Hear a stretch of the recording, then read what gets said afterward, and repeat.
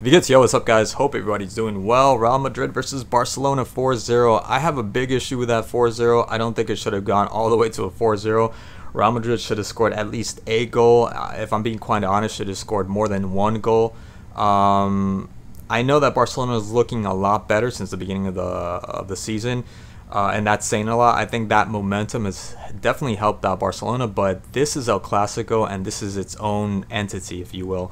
And what I mean by that is like anything could happen. Barcelona could be having the season that they're having, and Real Madrid could be having the season that they're actually having, and they end up, destroying Barcelona. And I don't think it should come as any surprise. At the same time, I don't think that it should come as any surprise that they end up beating Real Madrid. I just did not expect the 4-0 thrashing of Real Madrid. And I think basically what happened was that Barcelona just took advantage of the many faults, or not so many, the many faults, yes, of Real Madrid. And Madrid didn't do that with Barcelona, because there were some mistakes that they could definitely have been up ahead, especially in the first half against Barcelona. The Kubarsi 2 mistakes, though obviously the one notable mistake that I think most people remember, the little lob from almost half field from Mbappe. I thought he should have taken it with his left and not switched to his right. He lost a lot of time, many valuable critical seconds, and ends up missing an opportunity. And besides, the aim was way off, and he had no pressure. And someone of his caliber, meaning his experience, he should have done much better there.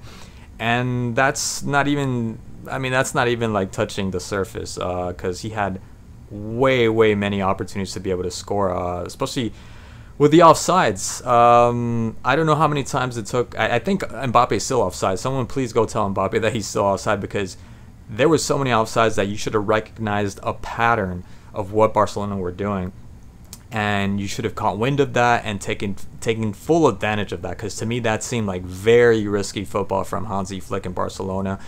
And Vinicius and Mbappe or Real Madrid did not take full advantage of that. I don't know why he wasn't timing his runs. I don't know why, not only not timing his runs, but why it wasn't clicking for him to stop running so fast. I mean, no one's gonna beat you. What is it? Does it kill you to just wait half a second, a split second? If you do things right, nobody there in the back was going to be able to catch up with you. Maybe Koundé, but you weren't on his side. And I love the fact that Mbappe wasn't on the right side. I think this is the first time I've seen him actually stay center or come from the right-hand side.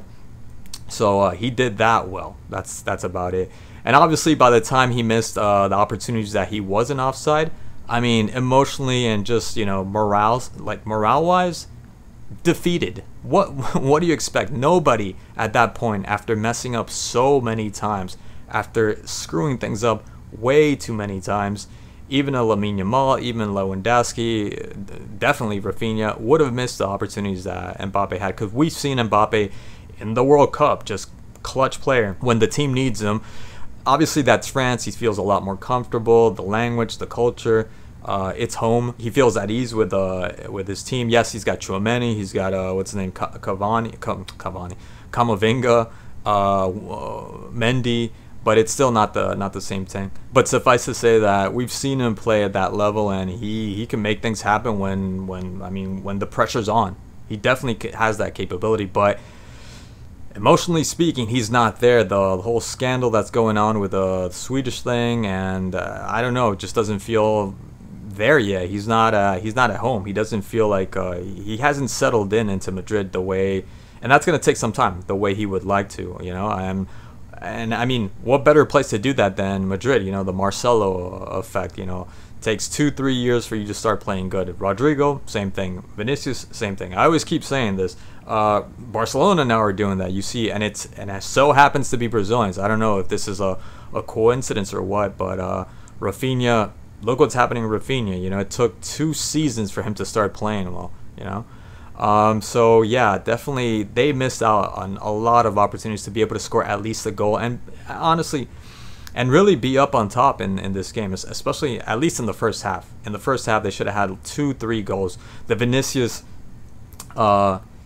Vinicius opportunity that he was able to get past Koundé, and he had Mbappe, even though at that moment I don't think I would have trusted Mbappe myself. And he also had Jude Bellingham in the back waiting, so there were a good number of opportunities for them. Absolutely shameful from Real Madrid. Not happy with that. Not happy with the performance of Real Madrid, and mostly I'm not too thrilled of the performance with Barcelona. Barcelona looked good when they had the opportunities, and they took full advantage of that. But I don't like the fact that people are going to be blowing them up as being the best team. I do maybe partially agree that they're the most interesting team to watch at the moment of all the top club teams. But I don't want to say they got lucky. I don't want to go there. I really don't want to go there because those mistakes, my God, Lewandowski heading the ball all by himself and Militao and Rudiger just looking at him. And Balde having all that space. Vasquez with the last play where he lets the ball bounce, and Rafinha, thank you so much. I'm in great form. Like, why would I miss this?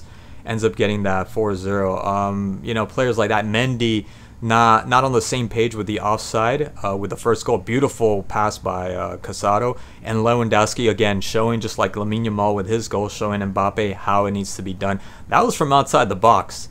And it was just a tap-in. It was just a pass. He didn't kill that shot. He didn't rip it. He didn't strike it hard or anything like that. So what else can you say? Real Madrid, they really flubbed it big time in this game. And Vinicius arguing the whole time. I mean, that's fine if you're going to argue. You know, the right to complain is sacred, but man, most of your game is based on complaining and arguing. Just play, dude. Just play. And I don't think he had that bad of a game. Just couldn't find the net, couldn't find the opportunities. And that offside trap that they were playing, they fell into it every single time. So I guess kudos to them, like credit to Barcelona, because these dummies don't have the football acumen, the experience or maturity to be able to see that. You know, Mbappe, come on, two-time World Cup finalist, you know, you're a World Cup winner. Like, what's your excuse? You know, Vinicius, how many times have you won the Champions League at this point? You know, you're probably, as we speak, I think he either won the Ballon d'Or or he didn't. And I wouldn't be surprised if he didn't, you know. So, in Barcelona, I gotta, like, Pedri. Pedri's like my player right there. Pedri can do everything. He's like a magician. He's a magician. Like, he's a Houdini of Barcelona, of just football. It just makes it look so easy. So damn easy. You could say whatever you want about everybody else, and I thought they had really good, amazing performances. But Pedri is just magic. My God, Pedri's amazing. The only player I would say from Real Madrid that kind of maybe could escape away from all this critique is Camavinga. I thought Camavinga was astonishing, especially that first half. I thought he was fantastic. You know, with the passes for assists, which didn't end up going nowhere, but still the passes, being able to free up the attackers and just covering the ball, holding the ball so well and picking out players, and of course the recovery. Pedri is just like the ultimate player. Like, just amazing player. Kind of disappointed because this is a zero-sum game and there has to be a loser. And as a loser, obviously, you're going to have a lot of negatives in the game, but not to this point. That was so, especially with the offsides. I mean, that has to be a record, at least for this century. Definitely has to be the all-time high El Clasico offside record. And for one player, for Mbappe. That was way too much. It was almost unwatchable to see them lose in this fashion. Anyways, guys, thank you so much for watching, and I'll catch you guys in the next one. Peace.